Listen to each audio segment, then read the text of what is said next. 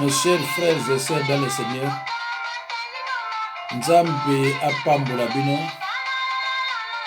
partout où vous allez. Je suis encore avec vous pour vous prêcher la bonne nouvelle de l'Évangile.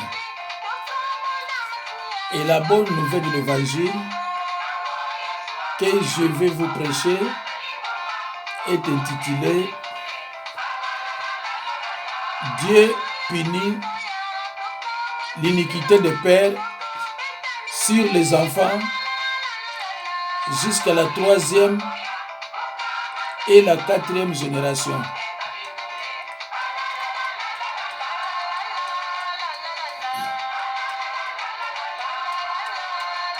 Nabandeli ndeko na ngai bolanda mateya oyo na bokebi nyonso ekoede yo ndeko ntotala ngai changer comportement na yo oza na bana oza na mwasi na bana oza na mobali na bana luka o changer comportement na yo ndeko na ngai luka o changer comportement na yo bandeko na ngai bana nzambe,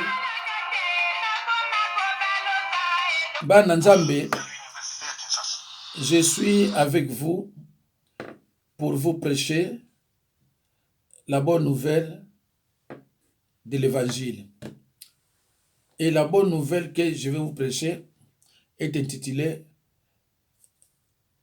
Dieu punit l'iniquité des pères sur les enfants jusqu'à la 3e et la 4e génération. Nombre 14 et 18. Nabandeli. Mais il ne tient point les coupables pour innocents, et il punit l'iniquité des pères sur les enfants jusqu'à la 3e et la 4e génération. Kasi bato oyo basalaka mabe na longisaka bango te. Napesaka bango etumbu na bana na bango, bakoko na bango, pe bana ya bakoko na bango. Ndeko na ngai, tangu obali, tangu osobali, obandi kobota bana. Yebaka oyo ozosala. Nyonso eza na Bible, Bible ekosaka te. Yebaka oyo ozosalaka. Sinon te bato bakosibir ba conséquences. Eza yo moko, bana na yo, bakoko na yo, bakokololo ekolanda bango. Ya omona na bafeye mosusu, bato nyonso bamonaka pasi esilaka bango te. Pona nini? Pona mabe ya bapara, ya bakoko. Okende na église mosusu, des pasteurs non formés, bakoloba, ba péché ne soka biso bana nzambe te, mate ya po asepelisa bino. Mais bon tala na ma bote belé, au mona batumi bali baza na babota te, le biso batumi setu babala te, mais ezu ba ko ndenge ni. Ndeko kolingaka te olandaka mateya ya moto asepelisaka yo. Luka mateya oyo soko yo kyango na kati ya motema osentir. Naza na mondimi na moko awa azana Allemagne, yena mobile na ye, toutefois soki bamoni ka mo eloko bamoko abenga papa biso tokomi bien so te changer bona boye. Par contre ba oyo bazoki tosala ba faux témoignage po apesa bango mbongo neti pa wale sa. Yebaka méchanceté nini ezokotela yo bana na yo ba ko sibiri makambo nini kocha population bana nzambe na erreur. Ngaso na yo kisibino oya mondimi na ngai tutu soneka lelo. Eza kocha bato na erreur te parce que ye abengi nga boyo ka yazo baranga nini. Mais yo oleka na vidéo osala neti mwana mwasi wa na Bruxelles asalaka. Osala faux témoignage ke na kende pa mutu boye abikisinga na komi bien mususu la suki le ya suki nani yesu akeyi pa ndiko ne moluba na komi bien nyonso wana eza makambo lokuta okofuta yango. Ngai tout le temps nazo ba disciple nanga eloko ko changer yo ezali parole. Un enfant de Dieu doit avoir la parole de Dieu comme fondement dans sa vie. C'est pour cela, ceux qui n'ont pas mutu, pour nous délivrer, il faut que niveau de la parole. Parce que nous avons délivré, après délivrance, la parole, les démons, c'est pour ça que Jésus-Christ a dit, attention à cas de retour des esprits impurs. Comme plus fort que akoya 7 c'est pour cela mutu faut ayeba liloba. Ceux qui ont délivré, il faut expliquer comment se comporter après la délivrance. Parce qu'il y a une nette différence entre délivrance et guérison. Si vous avez une délivrance, il faut qu'il y ait un processus de guérison. Voilà, c'est pour cela que na bateau ba ka na ngai na ba niveau na ye soki na moni ke niveau na zamuke na continue enseignement. So na moni ka na niveau na ye na délivrer ye après à continuer église ne place ya zalaka. Ndeko na ngai zela na yo kisa bino kamwa entretien na ngana mundimi na to sala biso na ye tango yo comme on est au sepela susu mama ona ombalenza mazo pambola ka toujours parce que alingi ko ba vérité pour na te ya bango et loko liboso arma liboso que Dieu a mis à notre disposition c'est la vérité et ça dans Ephésiens 6:14a to ka yeki nan bandeko na ngai pona naibsa ka bango le nyonso ke c'est la parole de Dieu qui transforme les cœurs de tout et chacun ngai mtra transformer ote mes paroles. Voilà, to ka yina no bandeko so ba lubini.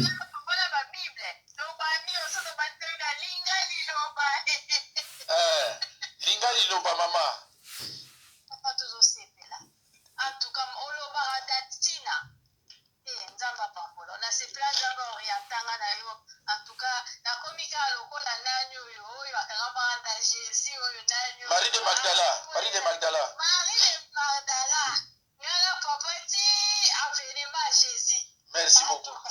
Merci beaucoup maman. Bino linga liloba ko transformer bino na kata ndako ndenga osaka na te.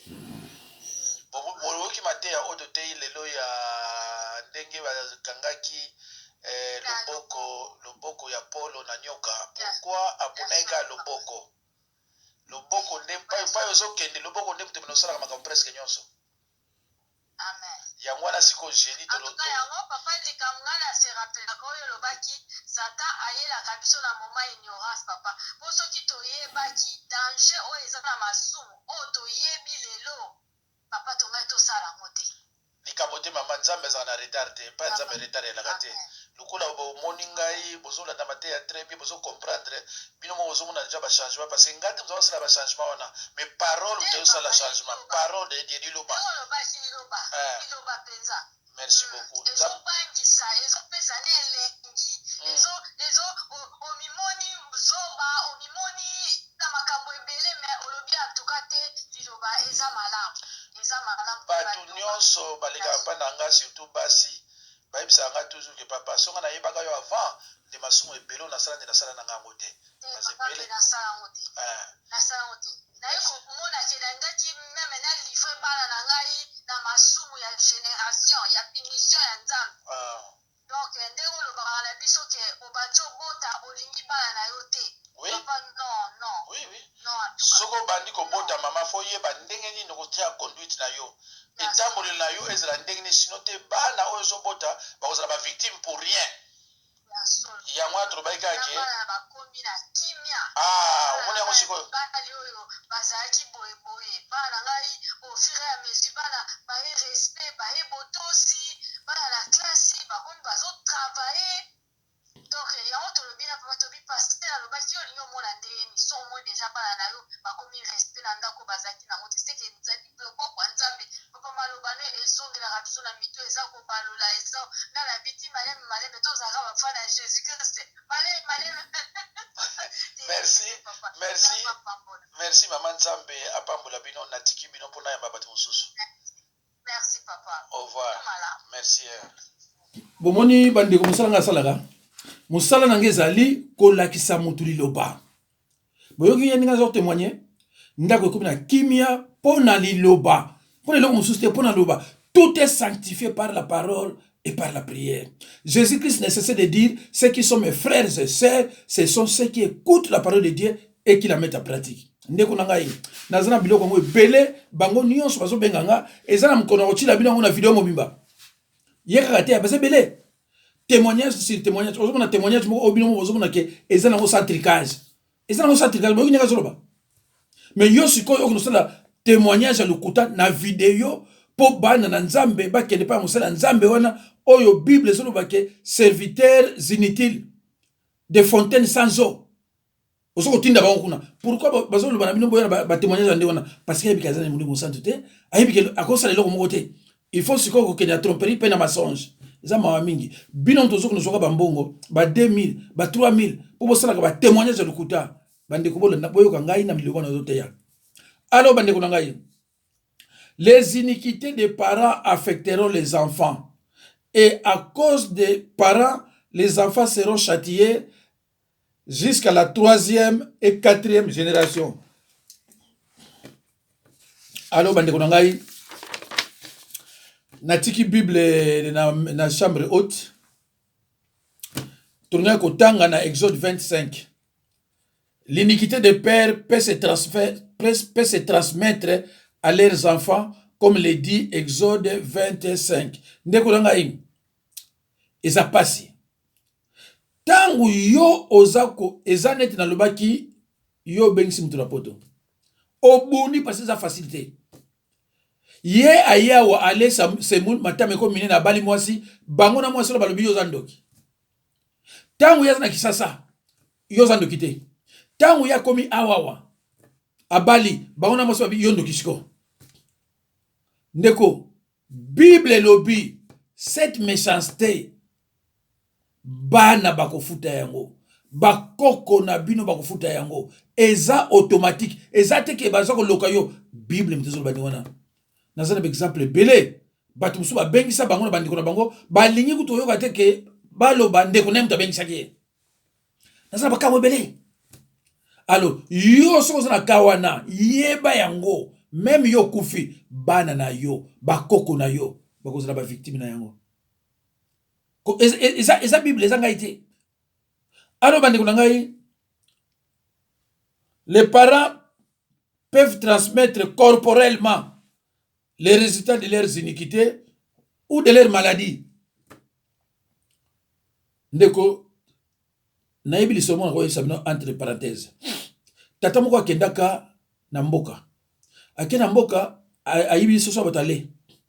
Mutu na yeko remarquer que soso na ye ezate abandi ko belela oya zu soso na ngai ay andima ayeba ke mutazwa ki yango fera muta utikini parce que batro bona mboka bazo soso na ite tatona boyiko ndi bazungi na poto azungi na kisasa akomna kisasa mona liboso ndundu ya mibale ndundu ya misatu ndundu balandana ipasa na kasavu o bayebi batuwana onga zolo bayebi na zolo bani. Alors siko masumo na ta ko ibana faut pas que ndundu wana ulana suti na bakoko tala li sumu na yo ndenge kwesi batu yo muto sala ka batu mabe yo muto finga ka batu oyo batu monele bango yote yo muto finga ka batu basali yo rien ndeko nanga bible za koloba bana na yo bakufuta yango na bakoko na yo ndeko nanga biso muto kuna usambela na bopito to mona tangu batozokata batu mutazokata motema po atika biso ndeko soko assistaka oko sala suma sumute sozani kabuna mutu il faut se réconcilier. Moi mon père me disait toujours papa kozaka na tort te zaka na raison soko remarque na tort benga mutuna bosa réconciliation bokene sur le pardon. C'est pour ça que bon mona tango na délivrer batu na kende d'abord na deux étapes na péché intérieur après na péché extérieur. Na péché extérieur to kutana kana la réconciliation. Ya ono monaka batozo bango papa yo zana do ya délivrance. Oh, mais comment do ya délivrance? Mais parce que na yebi ndenge nini e machaka. Et en plus net maman auto le cas. Parce que délivrance ndako momba. Bamona nga la télévision, bona bamona ngate. Parce que le boko ya Nzambe eza mukusete. Baby ngate kaka na boye. bo simba Bible, bo zo Bible, to fongola Bible, to kende bo prier boy, bo sala boy. Ye wana zoloba. Ezaka yete basibele. Nazana moko auto komela ngai. Abi papa, je te serai reconnaissant à vie. Reconnaissant à vie. A ozalongo paranga. Aza yemo kote baza so combien? Donc ndeko nangai, il faut verser oyo ya nombre 14 et 18. Oye baka soko lingolo baneni ndeko. Po eko kangayo. Eza automatique. Tangu tokendeke na hôpital ko bondela pona batu. Omona mutu so akata motema. O pesi mboto zo bondela pona ye fongola miso. Me bandeko nanga, miso ekanga neti libanga. Neti ba tiepeta sima. Mais ozo sentir que mutango azo yoka. Omona zo bundaka na liwa wana jugement. Soko boma batu sur place zo mona bango. Soko sala batu mabe sur place ndeko nanga kolinga te linga jour ko kata motema ezala même paf ekei. Mais ce que ezali ke osala ka 5 jours 10 jours ozo bunda po kata motema. Ti bo mona bandeko nanga mutango abimisima ya miso. Cela veut dire que à comprendre qu'il y a ici à la muka souste ici la kei. Ndeko nanga talaka bakayi na yo, talaka makamu na yo, soki yo ozana problème na batu. Hein? Soki yo ozana problème na batu. Ngaza na problème te. Na lobisa mutu nyonso. Celle nazana cousine nazana côté ya Sevra kuna soki mboka nini a combataka nga na ndenge osakana te mais c'est ma nièce vilpente. Mais ngana tcheke toujours en prière. Na bondela pona ye, nazana problème na ye te. Pona na pesaka ye toli en complicité na mutu na ye. Peut-être l'amour est plus fort que les conseils. Alors bande kunanga to koti skuna oya David. Adultère est crime de David. 2 Samuel 11 1 à 12. 2 Samuel 11 25. David a commandité la mort d'Uri, le mari de Bathsheba. David alula ki Bathsheba. Aluliye a préféré mobali na ye akufa. Pe mobali na ye akufa ki baboma ye. Alors, tant que ça a 8 mois si, moi ça comme nazemi. Nzambe atindi prophète. Abi kono yebisa David, moi na wana obabota ifa kufa. Atindi prophète Nathan, abi kende ko yebisa ye, moi na obabota ifa kufa.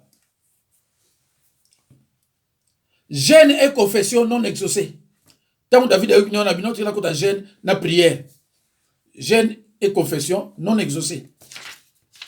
Abondela ndenge koki rien. Mwana yekufa. Mais batiki ndenge mwana te. Ba ebisi ye. Kimia. Eko sona ndako na yo te. O mwana oyo wela ndako na yo. Ndeko, tala péché parane noko ya sikoyo. Mwana ne Tamar ya mwasa ki vierge. Ba déflorer na mwana ye moko mususu comme na ye Amnon. A déflorer. Azaki na mwana moko boye. Kotanga on a 2 Samuel 12 18. 2 Samuel 12 18. Azaki na mwana musuko mone Absalom. Absalom wana sukuna Tamar babotama mama moko tata moko. Par contre Amnon na Tamar babotama tata moko me mama moko te. Alors Absalom a sali tout babomi Amnon. Talane koti na kati famille. Alors Tamar violée par son demi-frère Amnon, 2 Samuel 13, 1 à 22. Alors, tu vois quoi, c'est ce qu'on a assassiné Amnon par les serviteurs de son frère Absalom. 2 Samuel 13, 1 à 22. Oh là, oh là. Oui, autant quand même.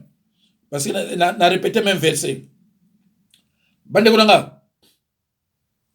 Talandenge bat bakufi na lignée à David.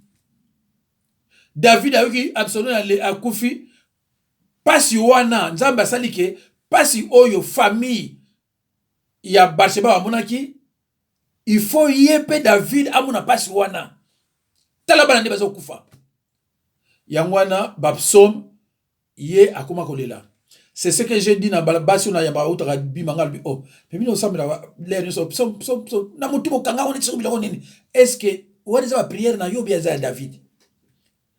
Est-ce que yo boma batu? Na gozo on a oswe wana mikuliko ya. Alors bande kunangai. Na zui exemple mususu. Na ebite suka le cas na États-Unis to wapi. Yo na mobile na yo. Boboti mwana bakaboli bino. Yo pa yoke obotaka te. Mobali pa etikala botaka te. Et mwana pasi wana ekweni mwana. Mwana sali mariage na ba condition nini? Pai mobali yo pai mobali akenda abota te. Pai mwasi pa akenda abota te. Mais pona ni bozo ba vérité te. Pona ni koza mote makasi ya mari wana mwana zo continuer souffrir ti lelo. Na komela yo, na olobela yo. Balon lo motema ya Pierre. Bacho motema ya cher, ozonga sima. Bo libérer mwana. Yo, mobali asomi ndako. Bo préféré boteka ndako. Tango teki ndako, makamuni elekaki. Ezaki na Belgique ou Allemagne ou Hollande. Et suka nango ele on elekaki. Na boyeko kile musika. Mobali bato ya okufa. Okena kin. Obina kina kin. Na kozo mobali solo salo filme. Lelo nzoto na yo souffrir na ndenge nini?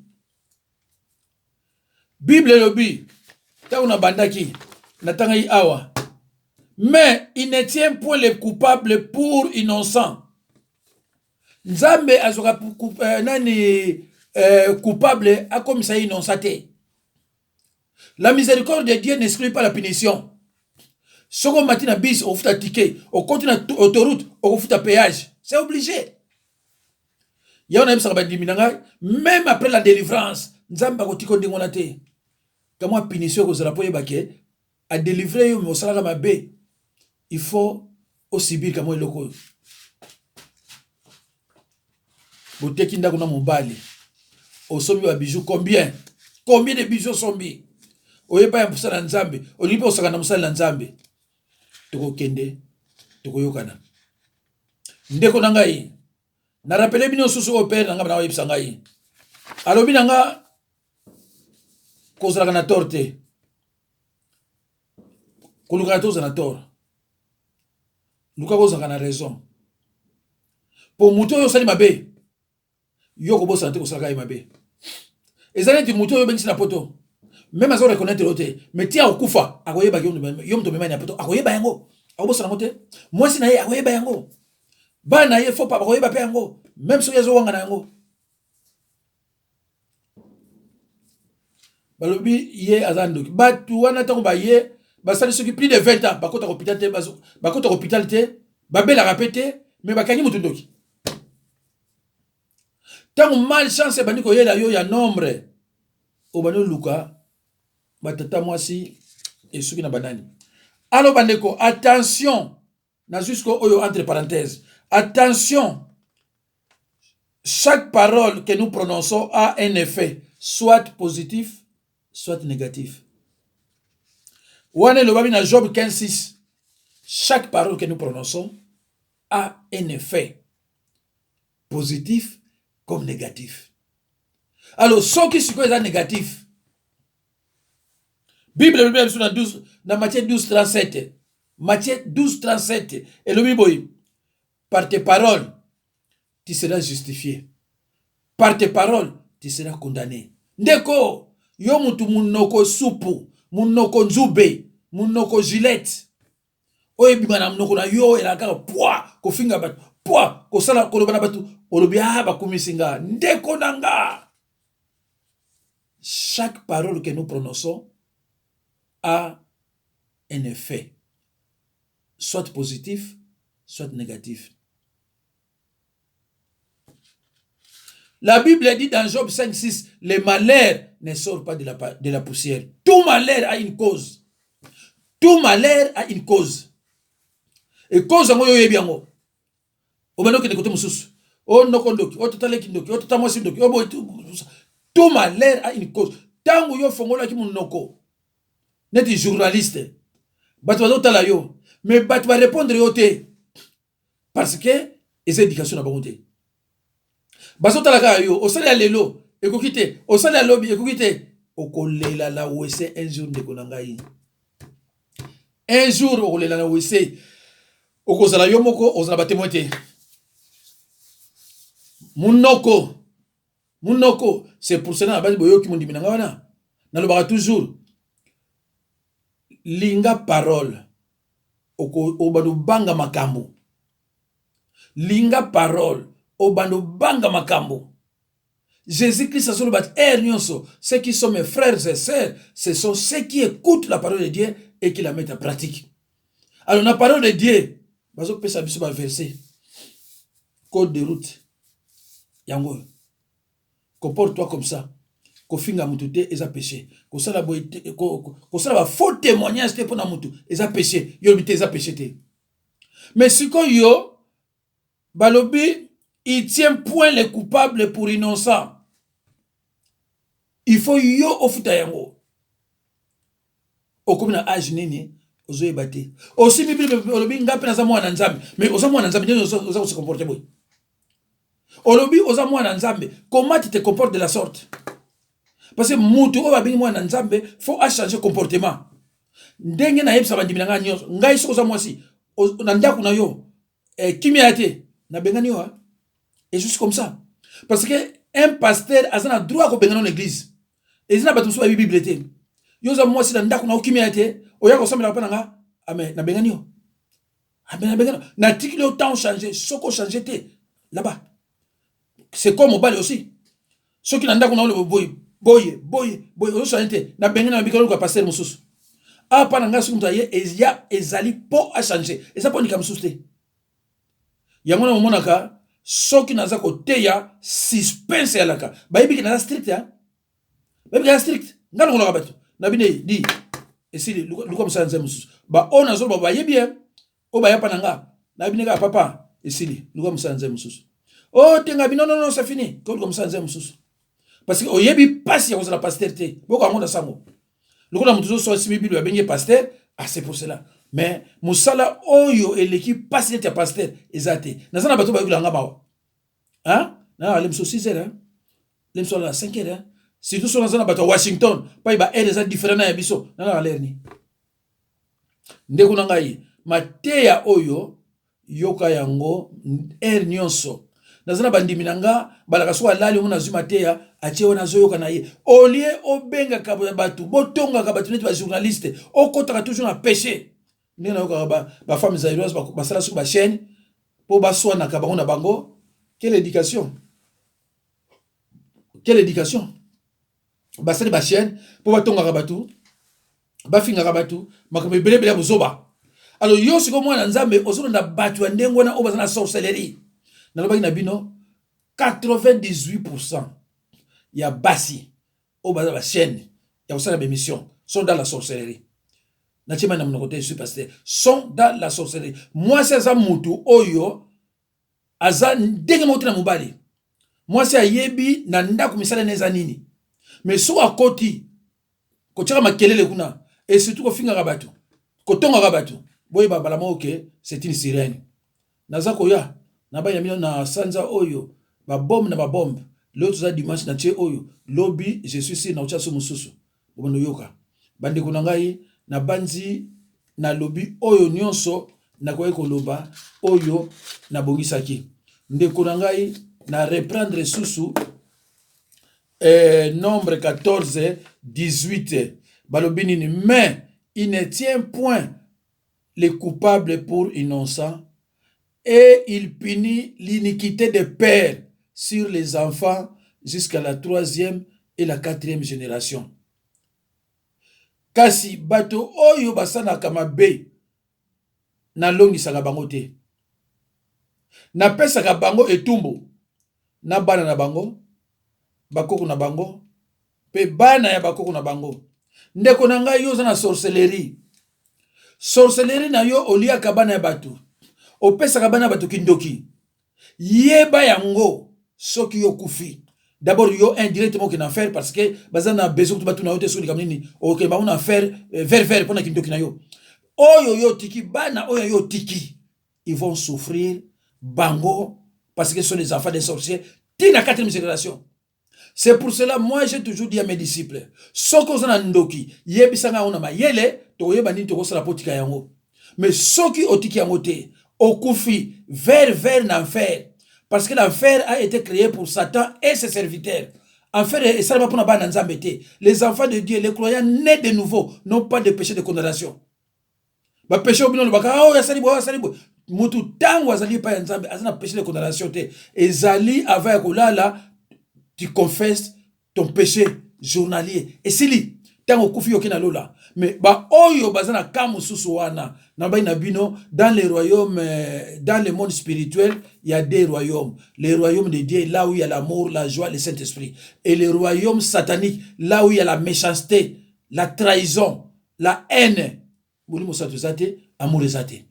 Donc, oye bakasiko yola nakayenani. Soko yoki déjà ke mutalobi na yoke, ngai basenga ngai.